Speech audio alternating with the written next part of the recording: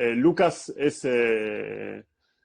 bueno, es un doctor en ciencia política, recientemente graduado de la Universidad de Berkeley, donde escribió una tesis sobre clientelismo en Brasil.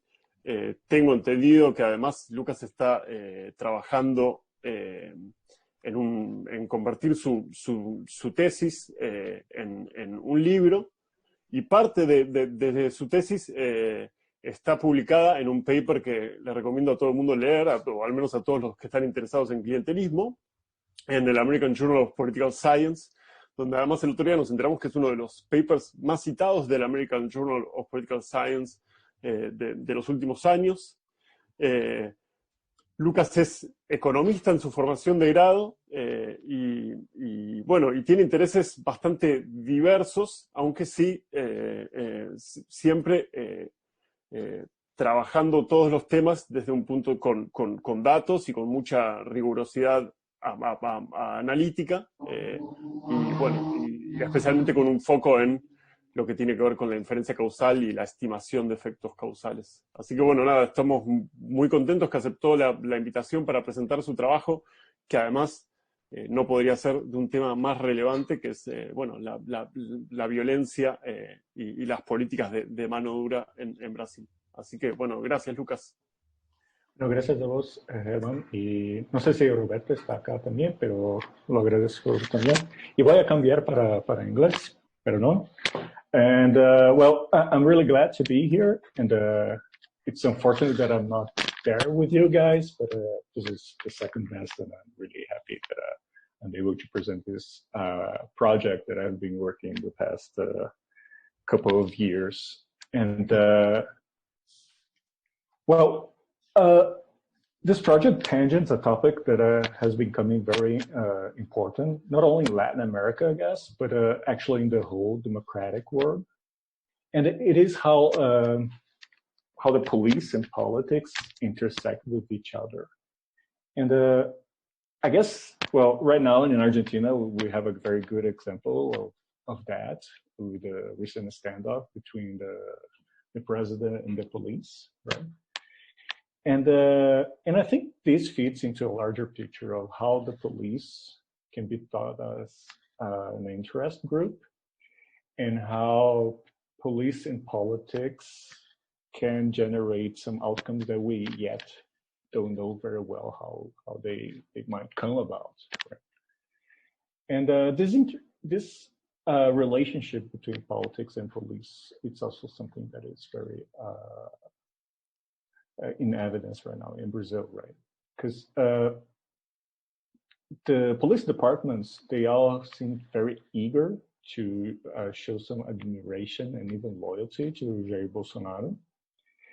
And this loyalty is somehow worrisome for a number of reasons. First, the police in Brazil, they are, in the hierarchy, they're under the state governor's command. And this seems that they are leaning towards Bolsonaro, and there seems some instances where Bolsonaro tried to politicize their relationship with the police. And I guess most of these clashes have been triggered by coronavirus, but it seems that Bolsonaro has been using this politically, and to some extent with some success.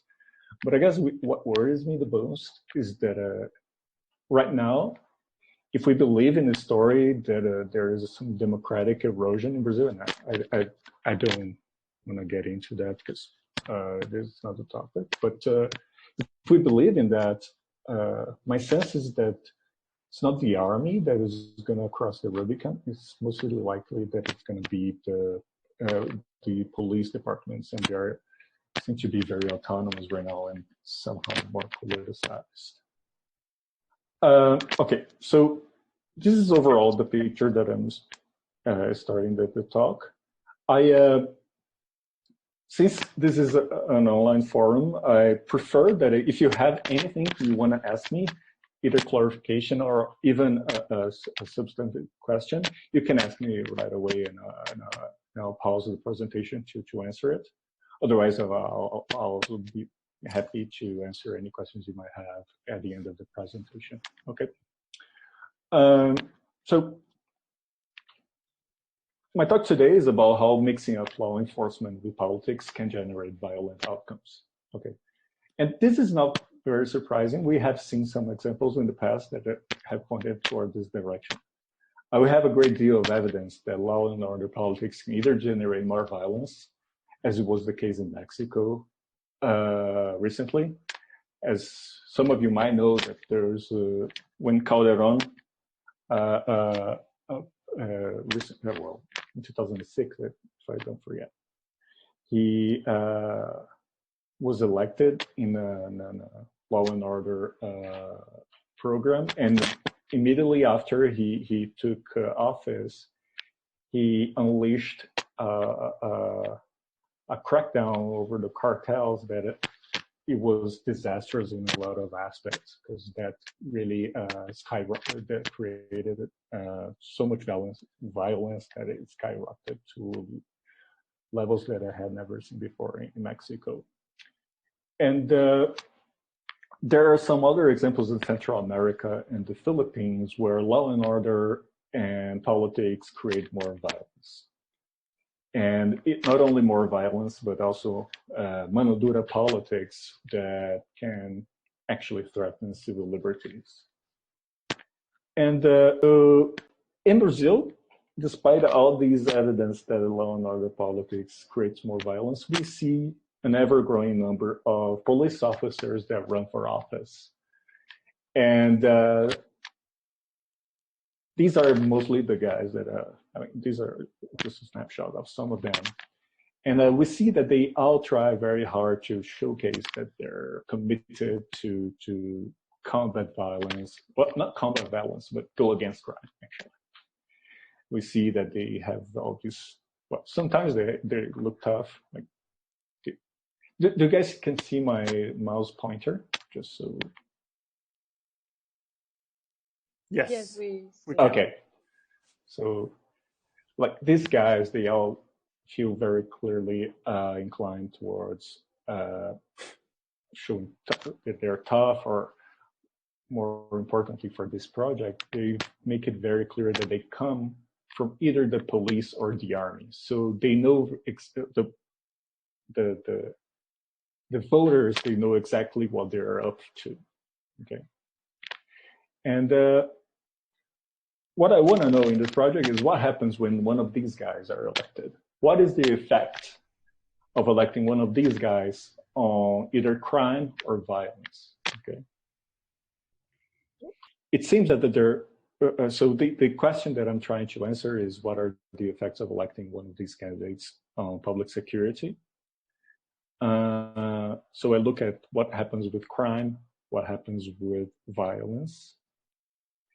And on the background, what I'm actually asking is, does more substantive representation of public security leads to better public security outcomes? So in a nutshell, what I do is I go, well, I don't go to Brazil, I'm in Brazil, but I focus on Brazilian politics, who explicitly mobilize voters with law and order promises. And these guys, they propagandize their issue ownership, so to speak, through the ballot names they use. So they make very clear for the voter that they're Sergeant X or Sheriff Y and stuff like that. So people know that they come from law enforcement.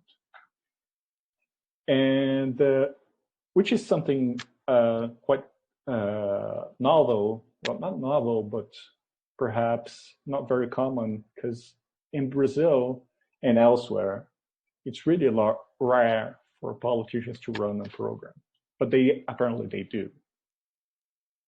And more strikingly, I look at the lowest level possible in Brazil, which is local legislators.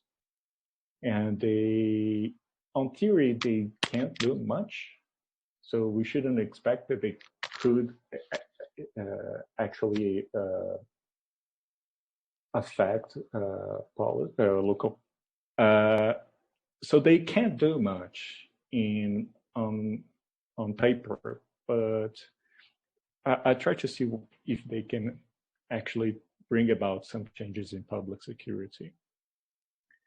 And specifically, although they can't do much, since some of them are actual police officers and they maintain a relationship with the police departments in their municipalities, maybe informally they can change how the police place resources within the municipality for better or worse. And to answer these questions and to try to understand better what they do, I employ a regression discontinuity design and also do a spatial analysis of where crime is committed in a municipality. So overview of the results. What I find is that when a municipality elects one of these candidates, there is a modest reduction in crime. But at the same time, there is a doubling of homicides. So there's much more violence when one of these guys win the election.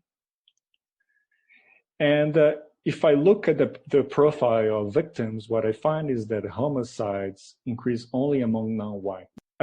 These results only appear in municipalities that elected a law enforcement candidate that comes from the police and not from the army. And when I try to argue and try to convince you is that there's some suggestive evidence that it's actual political favoritism that drives these results, and political favoritism in the form of these police officers, when they win, they're going to try to reallocate resources within the municipality to favor their constituency and to and indirectly remove resources from constituencies that didn't vote for them.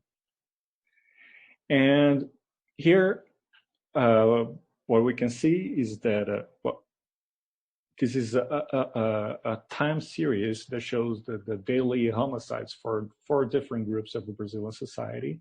And in Brazil, roughly each of these lines represent a quarter of the population. And we can see that if violence has been increasing in Brazil, and it had in previous years, now it seems that it is plateauing or even reducing. But if we look at this line, we see that most of these new violence is only because there's an increase of violence among non-white men. There is no effect, there is no noticeable increase on any other group. And the puzzling part is that who votes for the law and order candidates?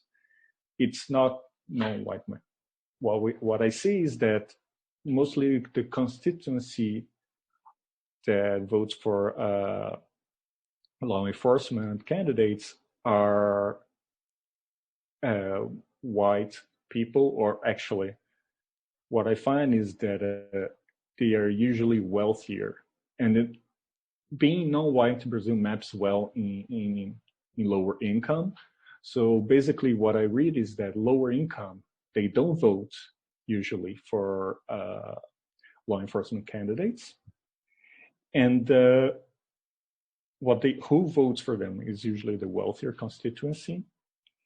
And because there is this political favoritism, when one of these law enforcement candidates win, they remove resources from those that are actually more vulnerable to violence towards the wealthier constituency.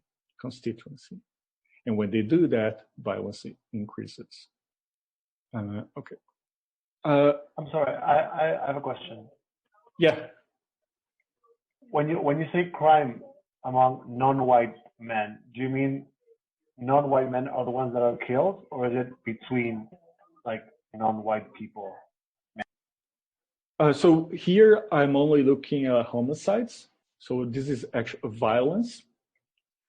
And all that I have, I don't have the details of the homicide other than the details of the victim. So I don't know who are killing them, but I'm going to show that it's not going to be the police. So, okay, so now let me talk a little bit about the details that I'm talking about. So I'm going to be looking at armed forces personnel, police officers that run for office, retired armed forces or on leave. And as I mentioned, programmatic campaigning in Brazil is very rare, actually in the whole developing world. But these guys, they have a very, they have a clear advantage on that because they can somehow signal commitment and expertise in the provision of security.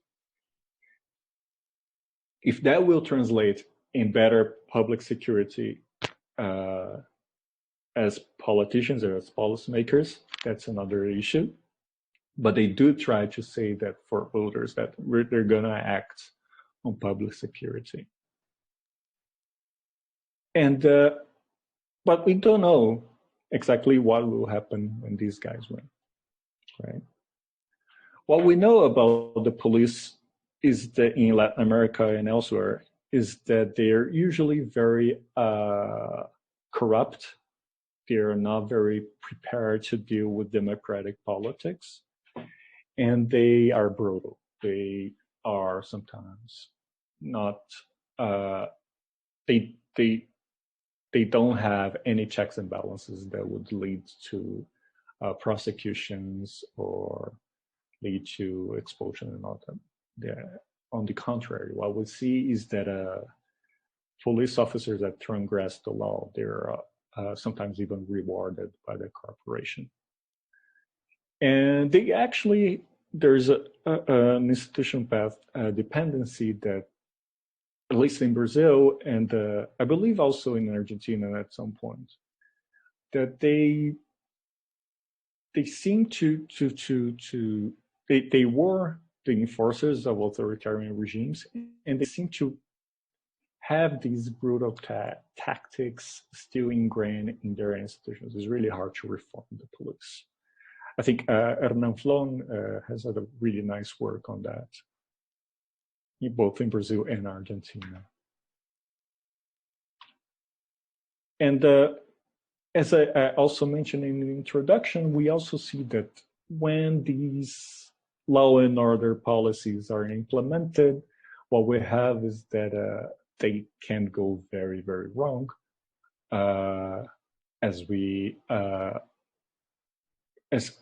it happens in Mexico, Guatemala, or Honduras, Colombia, and it seems that actually fighting against these large drug trafficking organizations can backfire tremendously. But there's still a lot we don't know. And this is what I try to insert my project in, is that most studies will be looking at how law and order and politics affect the relationship between the state and drug trafficking organizations. But in most places, we still see very violent outcomes, even when there's no drug trafficking organizations. In Brazil, most work on violence focus on Rio or Sao Paulo. And we know very little what happens in the countryside. We know very little what happens in medium-sized municipalities. They're way out of the roots of drug traffickers.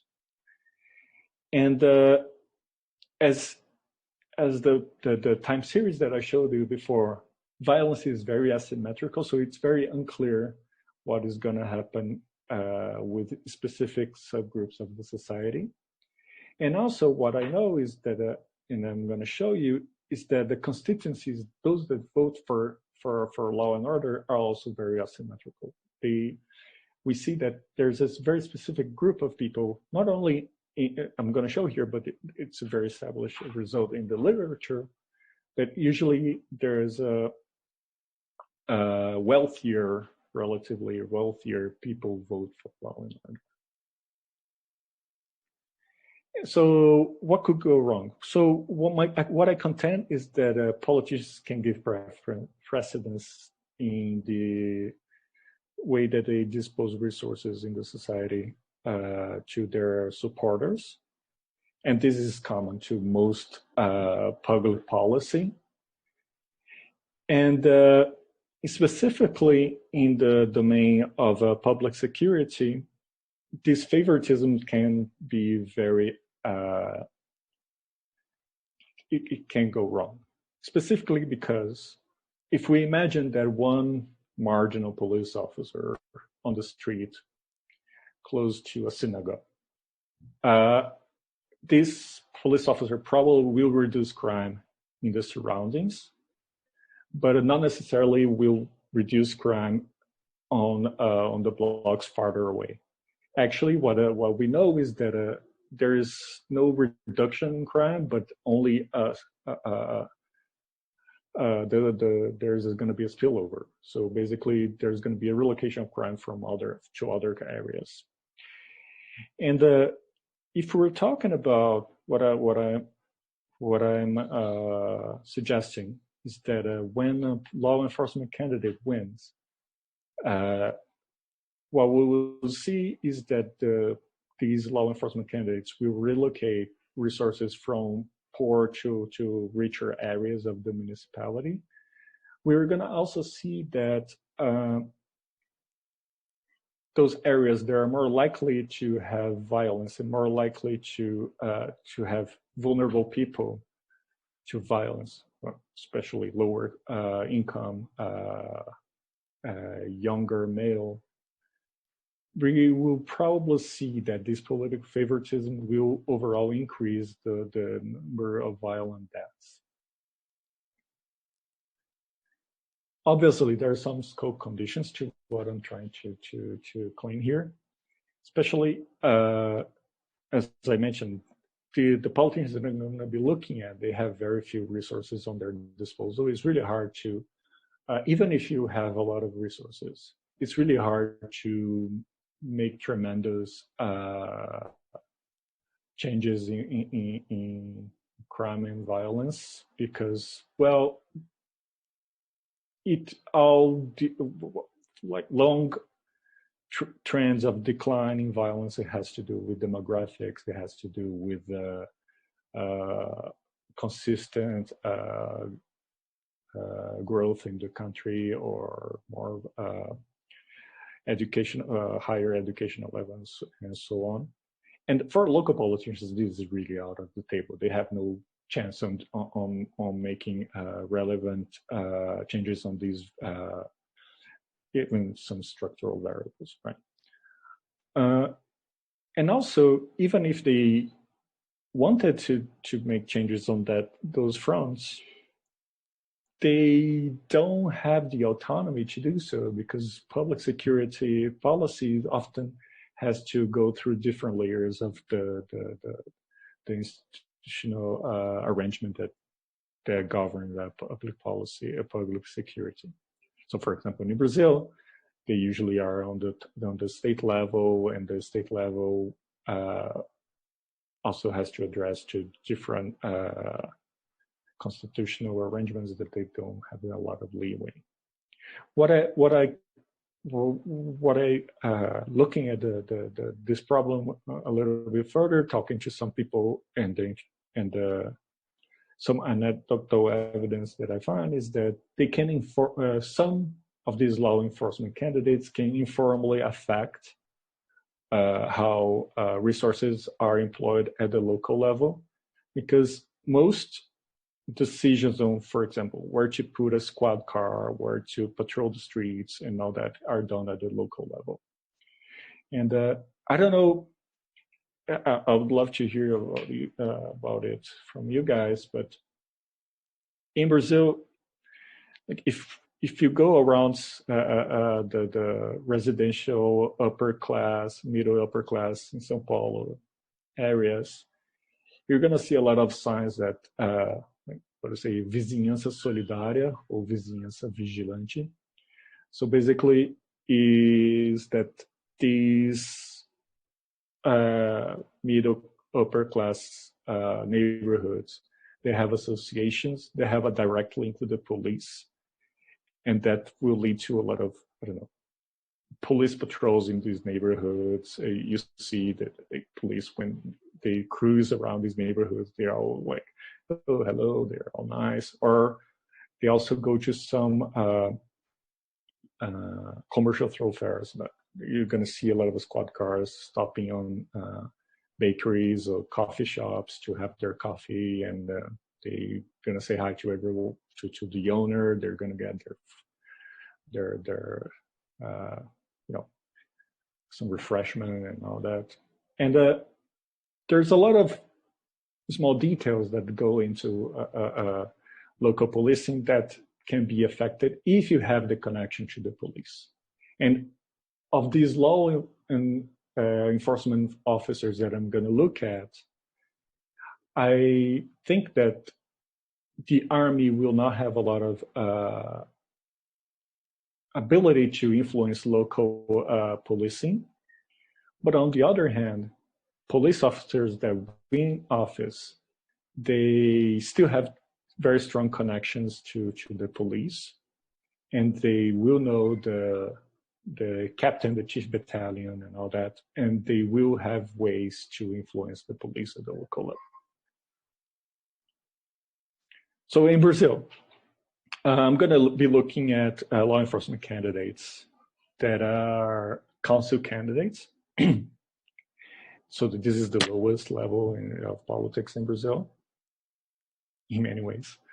And they are elected through proportional representation, which I explore a bit under my regression discontinuity design.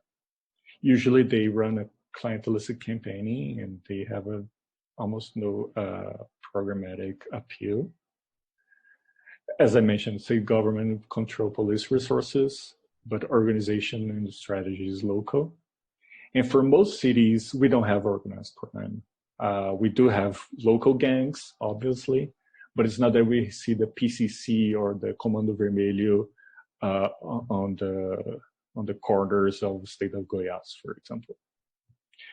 There are some incursions recently, and but for most of the period that I analyze, we shouldn't be picturing that these medium to small municipalities that I'm going to be analyzing have organized crime. So there's this recent Magaloni and others papers looking at a crime in Rio, and they claim that there are some places where it's very anarchic. There's no well, if we go to, let's say that the roving bandit is still there.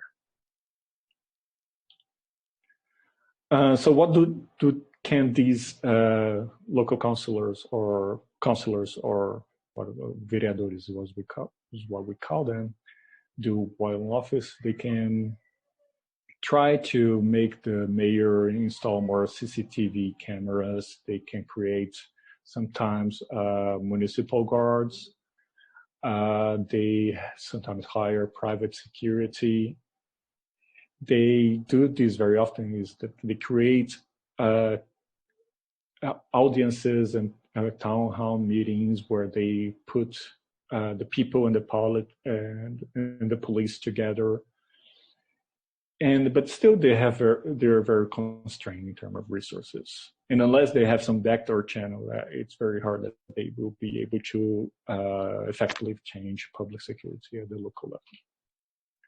The data that I look, so now moving a little bit into the empirical part, I look at electoral data in Brazil, public spending, crime statistics, and violence. And I guess some of you might be familiar with it, and I guess the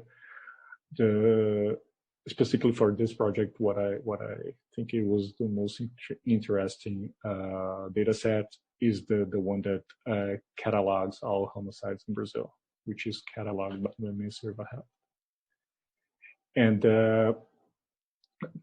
so every single violent or death is recorded that, and I can separate what really caused this death. And for the state of São Paulo, as we will see, I can actually get the address of the homicide. So basically every dead person is accounted for. So I look over 1.8 million deaths since 2000 for this project. I can have, I gather information about the gender, age, race, and occupation of all the victims. So I have only information about the victims, not actually the event. And some coroner or some doctor has to rule whether the death occurred to an accident, suicide, and homicide. And what we see is that all deaths caused to external causes of injury, we see that there is this peak here that is mostly due to assault or to be caused by someone. And then we have suicides and undetermined. Okay. And the candidates that I looked, so basically this is a snapshot of my data set. And we see that each candidate, so here is the list of the full name of each candidate, they have to place a ballot name, which is called urna name. And the urna name, specifically for this subgroup, you can see that most of them have some indication that they work for law enforcement. So we have a colonel or a delegado, which is sheriff, a sergeant, and so on and so on. But you can see that some of them are from the police force, but they don't have a ballot name that reminds people that they are from law enforcement. So what I do is, I gather these names that have some connotation to law enforcement, and I annotate them as law enforcement candidates. Just one detail here, like some what we call delegados, they are called a doutor something, because some people, people like to be differential. So, but if I match the name with the employment that they self-report when they're filling their candidacy application, I can register them as law enforcement candidates. And you see that some are military, some are police militar, which is a patrolling police, and police civil, which is a plainclothes police. And who are they? So basically, this is just a small sample of them, and you can see that they are very clear that there's security, they they're gonna get rid of drugs in the municipality, vote for security, or this guy is all in his military garb. So they are very clear that they want to show off their background as police officers or law enforcement. What I'm going to be looking, though, it's only municipalities that had one of these candidates. And municipalities, well, not all municipalities have these candidates, and those that have are probably very different from the municipalities that didn't have one.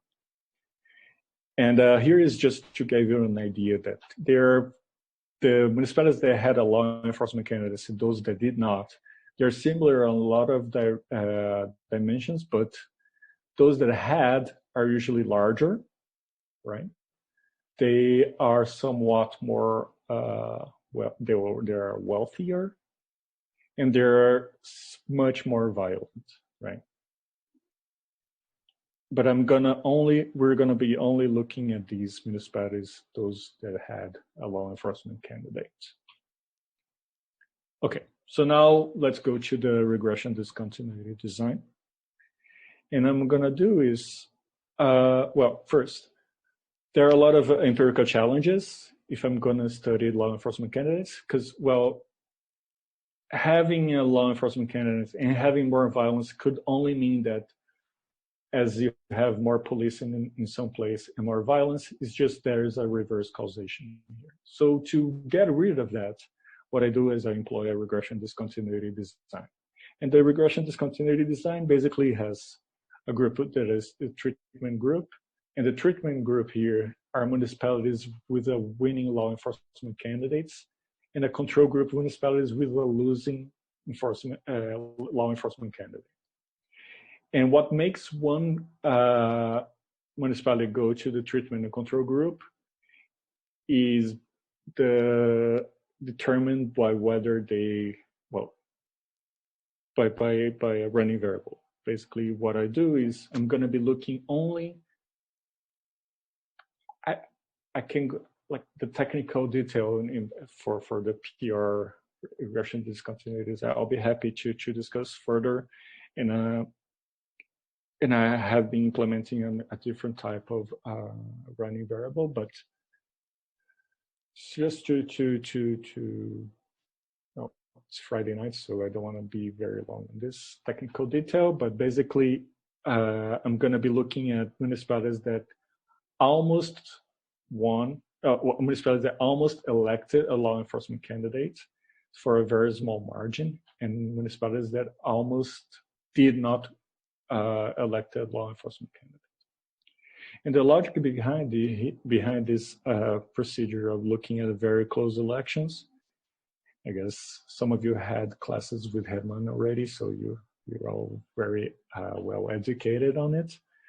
But it's to kind of mimic a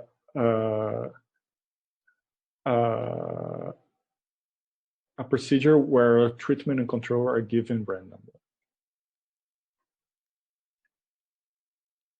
And the model that I use is going to be, I'm going to use the difference between the outcome after the law enforcement, after the election minus the outcome before the election. And the parameter that I'm interested in estimating is the beta here, which is the effect of electing a law enforcement candidate. And just to give you a glimpse of what how I construct my independent variable. So imagine that I'm looking at municipalities that had elected a law enforcement candidate in the 2004 election. I'm going to be collecting let's say the homicides that happened between 2005 and 2008. So I drop the electoral year because in the electoral year we might have some contamination. And I take the difference from the same period before the election, okay? For those that are keen on doing RDD, these are the balance tests. So on different dimensions, we see that the potential outcomes do not seem to be very different from, it indicates that the potential outcomes between treatment and control are very similar. There is no imbalance on these covariates that I was able to collect. And also there is no jump in the density. So, okay, so the main results. First, I'm going to start with the result that... Lucas, just a clarification question. So we're going to be comparing municipalities that have no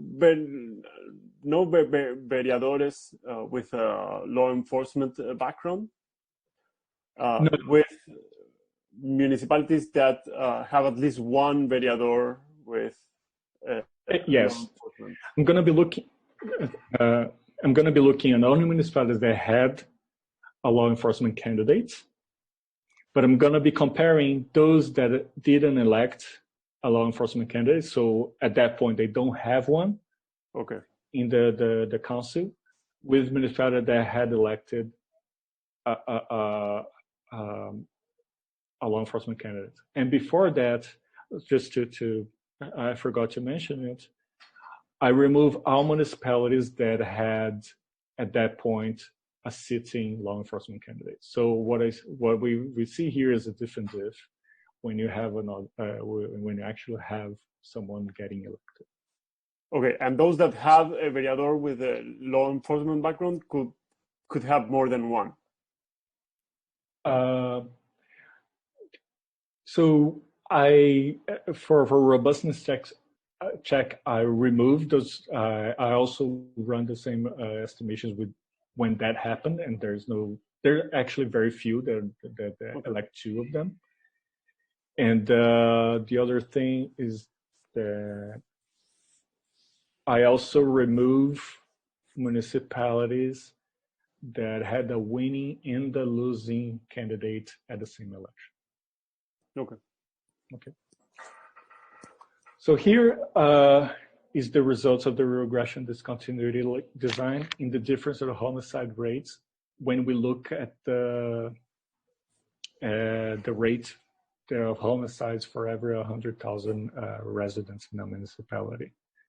And what we see here is that there's a very substantively large effect, meaning that when a municipality ends up electing one of these law enforcement candidates, we have an increase of 20 deaths per homicides, actually, per 100,000 residents. I think at some point I looked at Argentina, and I think it's around 7 or 8 per 100,000. In Brazil is around 25, 30.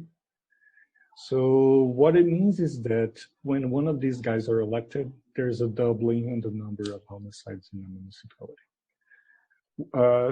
Just to explain a little bit, this plot here is, I run several different local linear models of regression discontinuity designs, from the most restrictive, so the most likely to be free from bias, to a larger bandwidth incrementally. So these estimations over here are the ones that have potentially less bias. And as we move on to the right, we see ever more increasing number of municipalities and potentially we're trading off bias for precision. Okay. So there are some, I also do non-parametric estimations. I have a placebo using the previous period. And just to go a little more on the robustness of the result, if I employ different polynomials, the results are actually larger.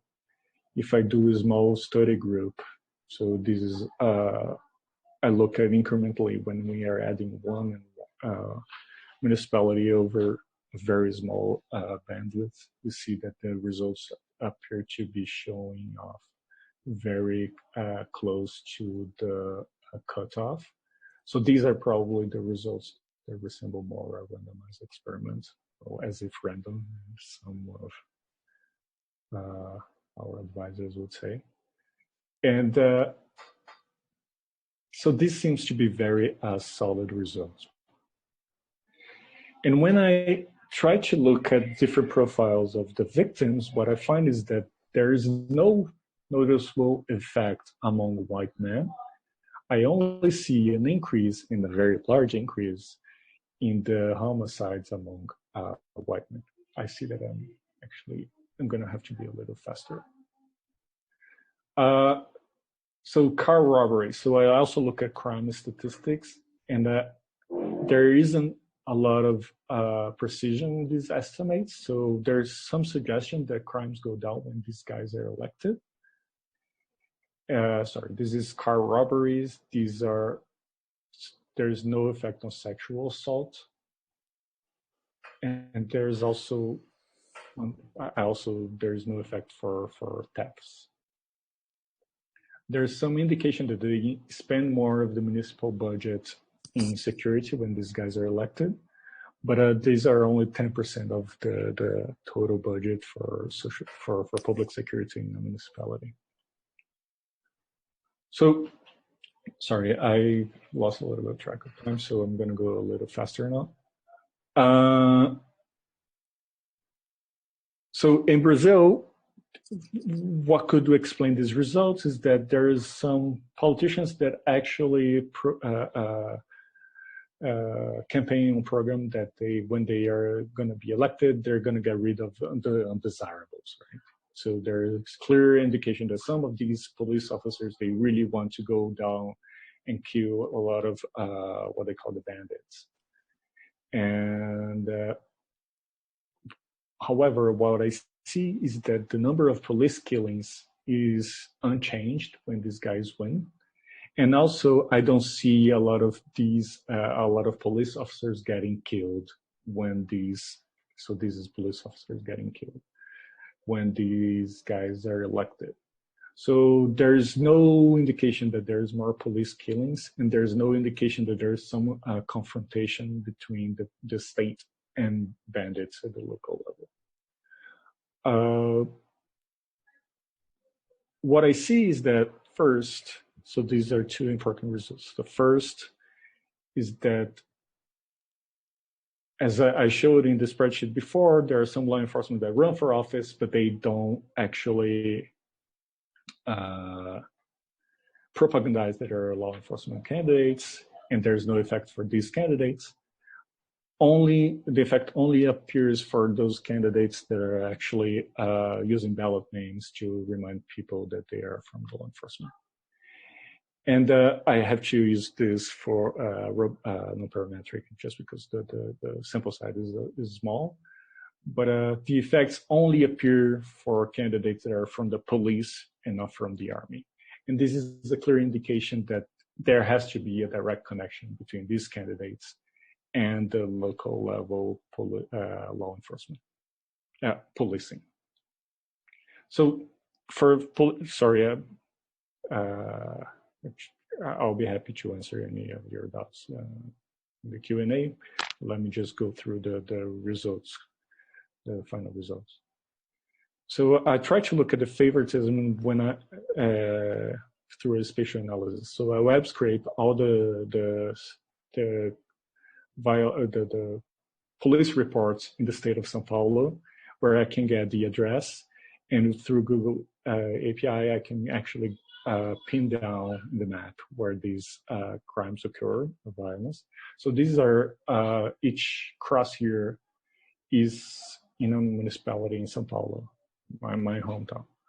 We see that there's each of these cross represents a homicide, and each of these dots over here represent a polling station in Brazil, or in this municipality specifically. And these are like 1 kilometer radius around this polling station. And what I do is I count the number of occurrences within this 1 kilometer radius. And I see, I try to look at the differences when one of these candidates are elected. And we see, for example, in this map that in this polling station here, there was 1 homicide, but after the next electoral period, we don't see any homicide here. In this polling station here, we see that there's a large increase in the number of homicides. And this is a polling station that sits in a suburban rich area of this municipality. Meanwhile, this is in a poor neighborhood. And what I'm trying to get through this spatial analysis is whether we can imagine like this, if this is one polling station that voted for law enforcement candidates, whether it's going to be favored by the law enforcement candidate, and we're going to see less events here than we see here. If we imagine this is one of the polling stations that didn't vote for this guy. And just to give you an idea what happens, who votes for these guys. So I separate polling stations to, like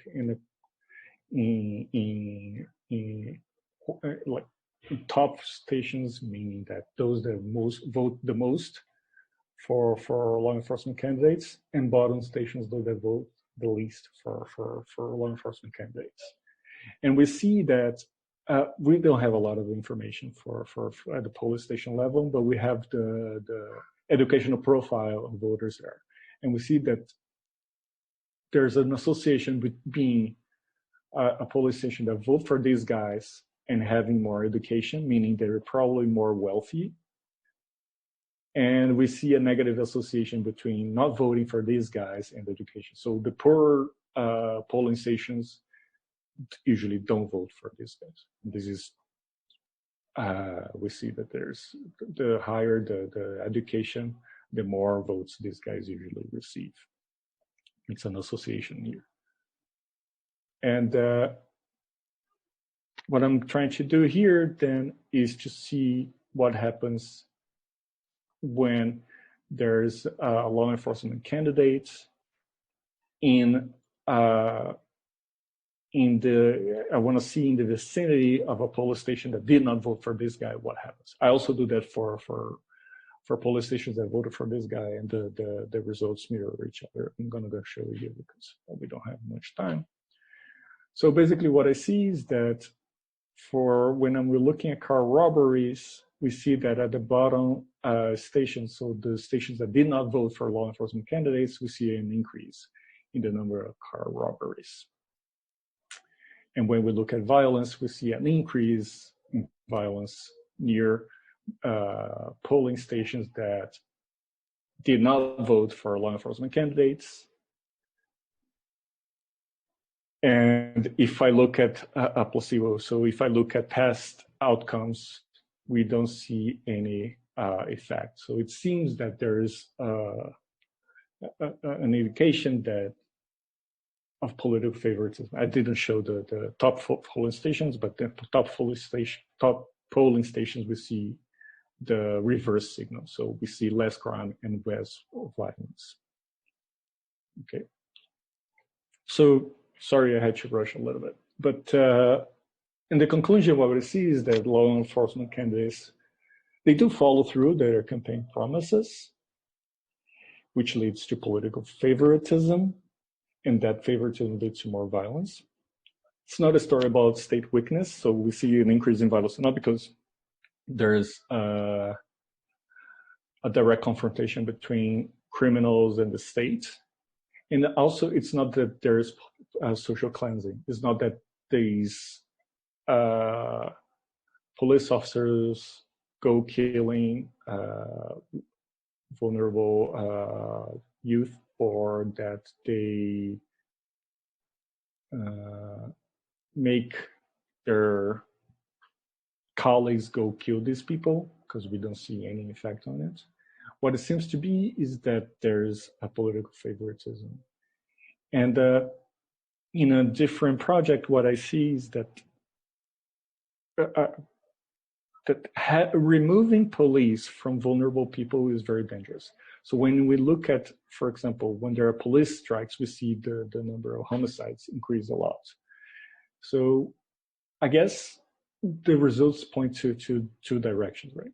Mixing politics with police is dangerous because police is still very somewhat important to maintain crime level down through in the most vulnerable neighborhoods. Well, sorry, I had to rush. Well, thank you, and I'm eager to hear you any comments you might have. Thank you, Lucas.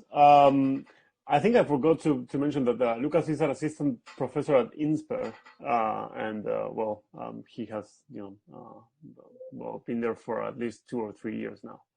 I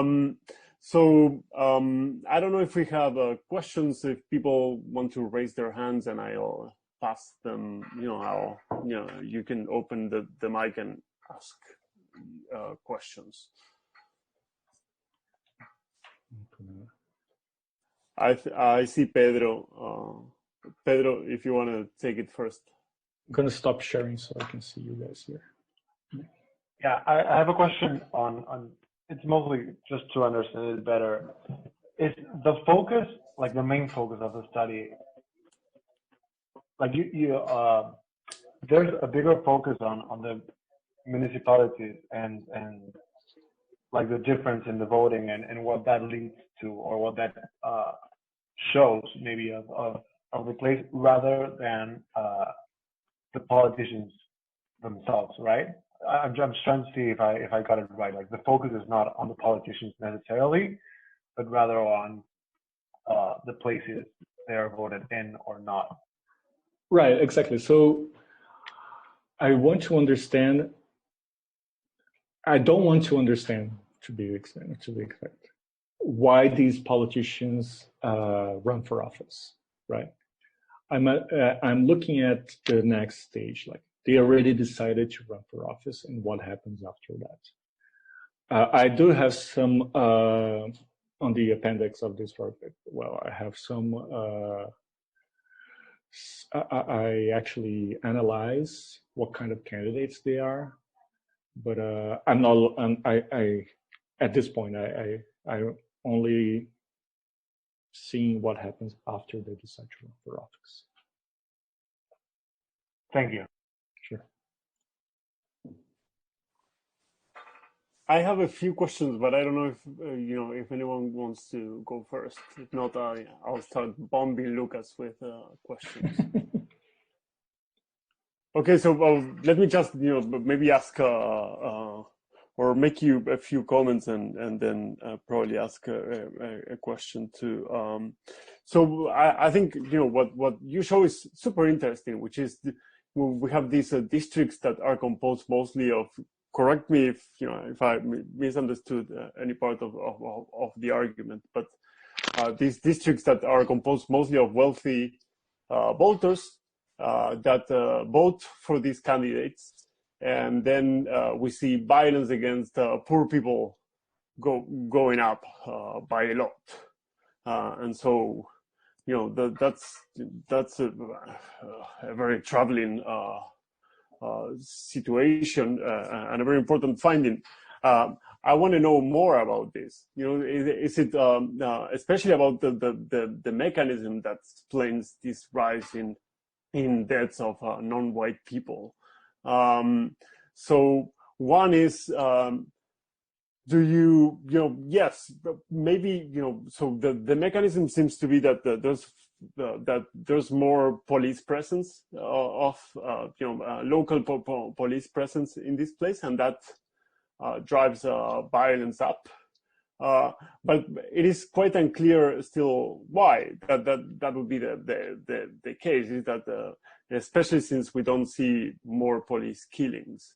So is it that police are just like are ruining the business for criminals, and so now they have to engage in more violence to make ends meet in the criminal organization, or or what?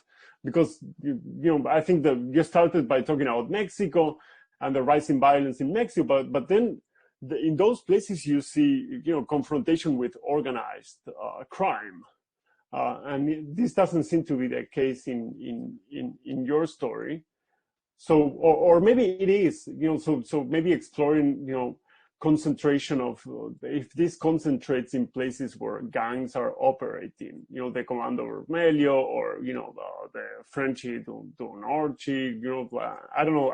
I know some states in Brazil are completely taken by cartels, while others we see no presence. So I'll just, I'll ask more questions later.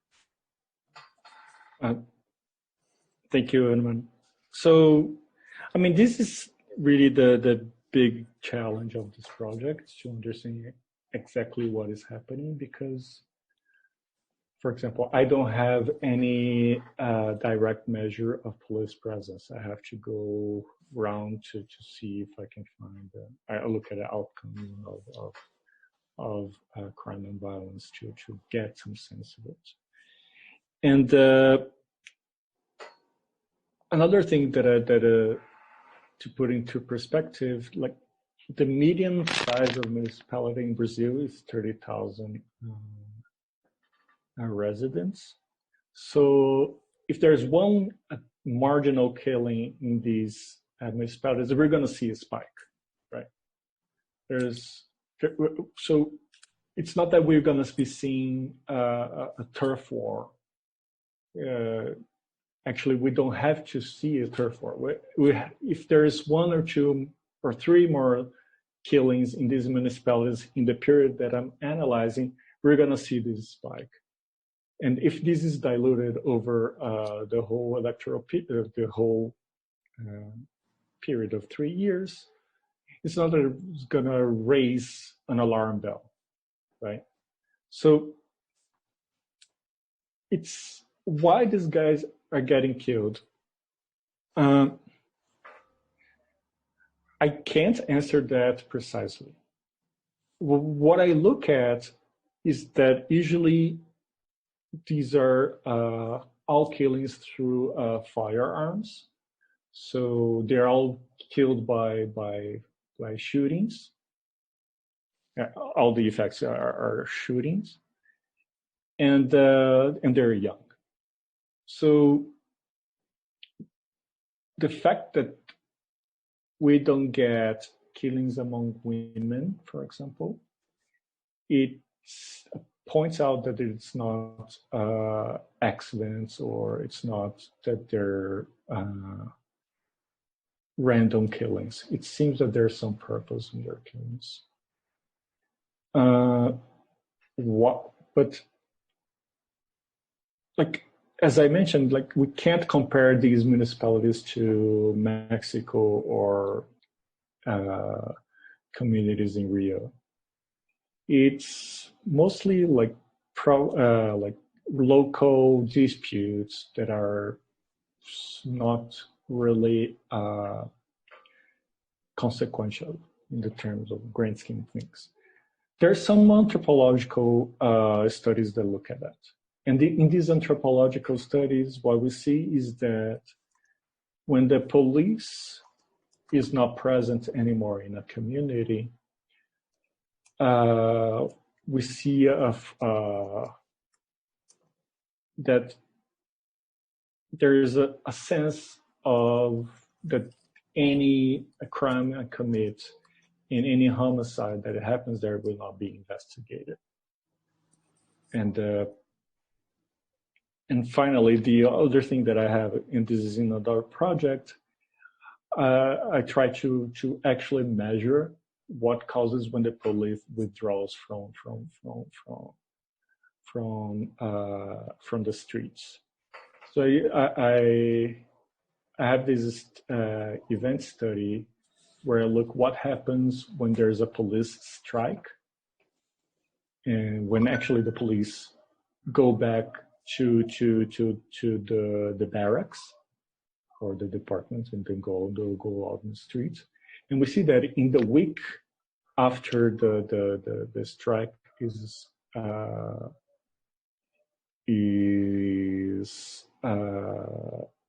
fine. Well, the strike starts, we see a huge spike in violence. So it seems that people really respond to the lack of police. And so basically, it's a return of the natural state at some point. But what we see in this project is that this return of the natural state takes a longer time.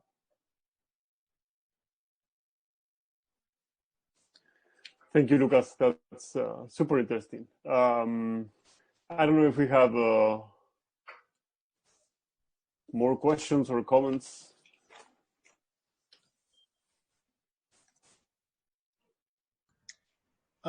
Hey, yeah, I raised my hand, but I have a quick question. Yes. Yeah. So hey, Lucas, great presentation. Thank you. Really interesting work. Really well done.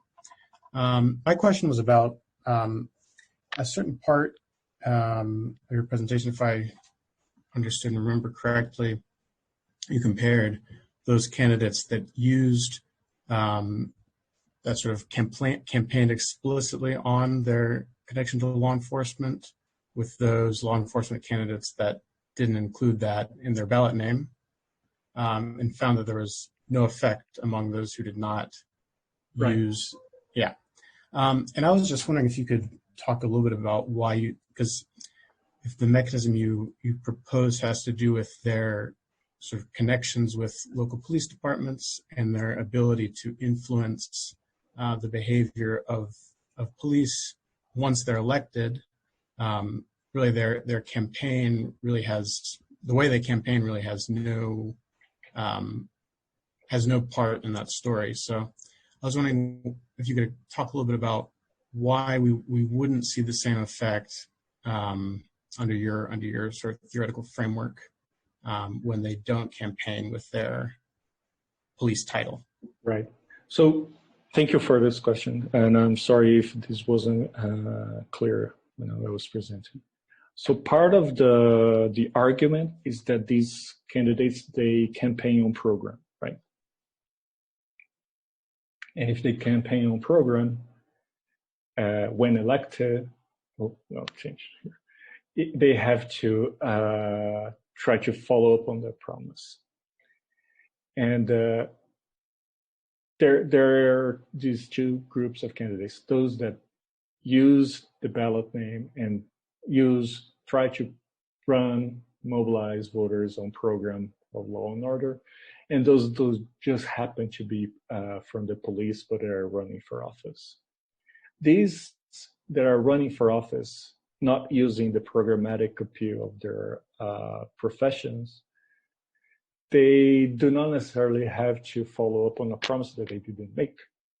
So if they have to favor their constituency, they have to favor their constituency some other way, or they can even try to do the law enforcement routine, but they didn't campaign on it. So I don't expect them to actually try to implement or to make changes on public security because they did not run on that banner. Meanwhile, the other ones, they did run on the banner and they're going to be accountable for what they do at that specific front. So that's why I argue that we should see an effect only for the group that I use a ballot name as a law enforcement candidate.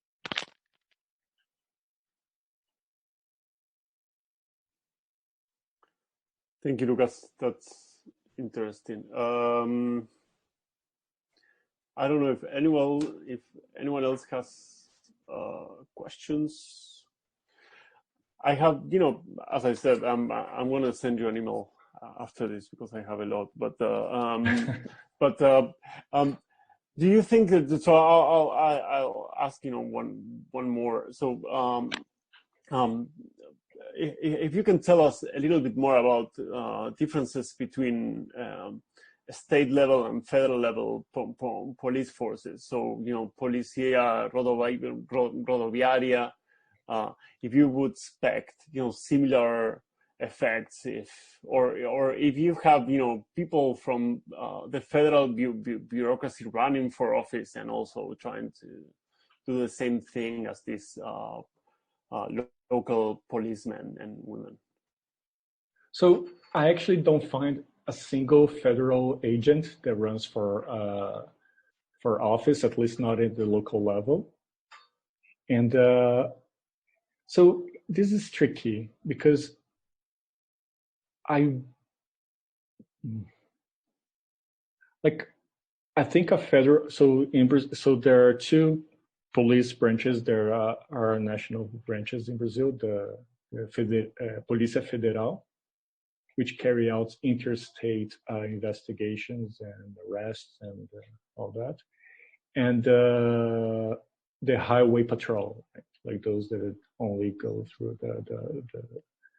the patrol the highways, and so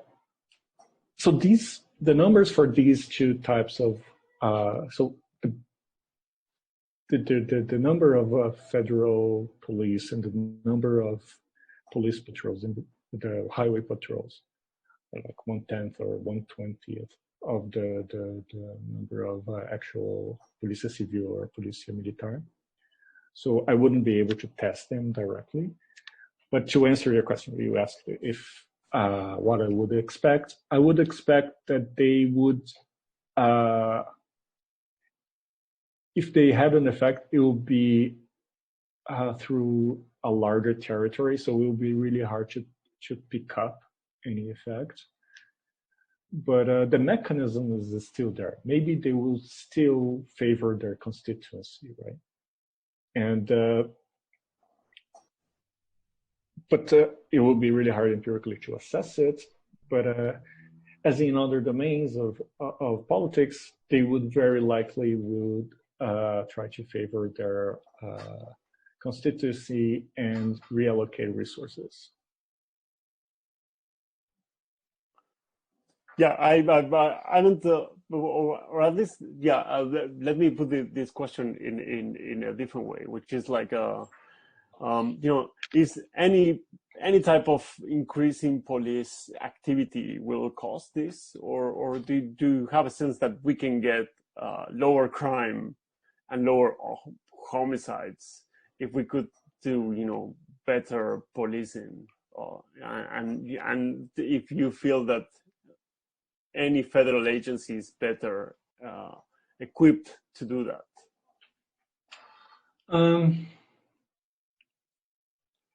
So the federal police, I don't think they would affect levels of crime and violence, simply because they are not dealing with that. They usually deal with financial and corruption and those. I mean, obviously there might be some effect of corruption on crime, but the direct will be very indirect.